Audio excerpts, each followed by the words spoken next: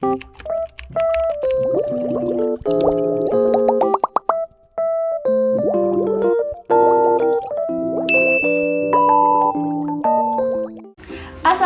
warahmatullahi wabarakatuh. Saya Afina Ramadhani dari kelas 11 MIPA 1, absen 1, SMA Negeri 1 Baradatu. Di sini saya akan menjelaskan sistem pencernaan makanan pada manusia. Di mana di video kali ini saya akan menjelaskan apa itu sistem pencernaan makanan pada manusia dan juga apa saja proses pencernaan makanan pada manusia. Untuk mempersingkat waktu, berikut merupakan penjelasannya. Oke, untuk yang pertama adalah apa itu sistem pencernaan pada manusia. Sistem pencernaan pada manusia adalah kumpulan organ pencernaan yang saling bekerja sama untuk mencerna atau memproses makanan hingga diserap oleh tubuh. Tujuannya apa?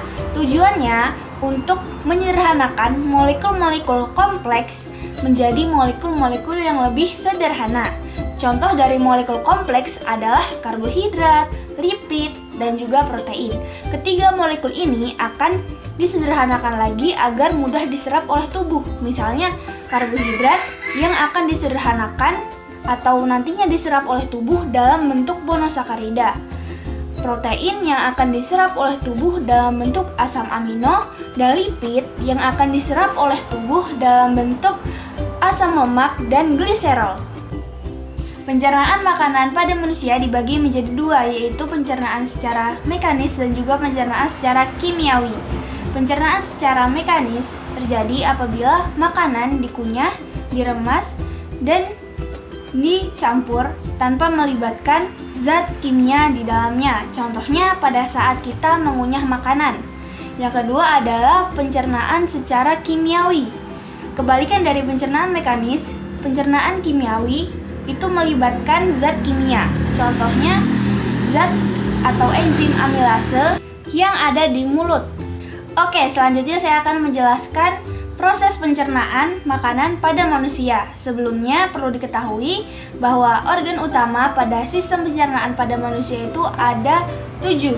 Yang pertama adalah mulut, kerongkongan, lambung, usus halus, usus besar, rektum, dan yang terakhir adalah anus. Organ pencernaan yang pertama adalah mulut. Di dalam mulut terjadi pencernaan secara mekanis dan juga kimiawi. Pencernaan secara mekanis terjadi pada saat kita mengunyah makanan. Dan pencernaan secara kimiawi terjadi pada saat enzim amilase yang ada di dalam mulut memecah molekul amium menjadi maltosa. Setelah melalui rongga mulut, zat makanan yang berbentuk bolus akan masuk ke dalam tekak atau faring. Faring atau tekak ini merupakan saluran yang menghubungkan antara rongga mulut dan juga esofagus atau kerongkongan. Di dalam kerongkongan terjadi gerak yang namanya gerak peristaltik. Apa itu gerak peristaltik? Gerak peristaltik adalah gerak meramas di dalam kerongkongan atau otot-otot kerongkongan yang mendorong bolus ke lambung.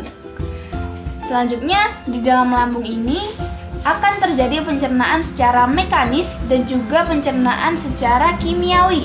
Pencernaan mekanis terjadi ketika otot-otot lambung yang mencerna makanan, sedangkan pencernaan secara kimiawi terjadi ketika zat makanan atau bolus yang bercampur dengan getah lambung. Setelah melalui proses pencernaan selama 2-4 jam di dalam lambung, bolus akan berubah menjadi bahan kekuningan yang disebut dengan kimus atau bubur usus.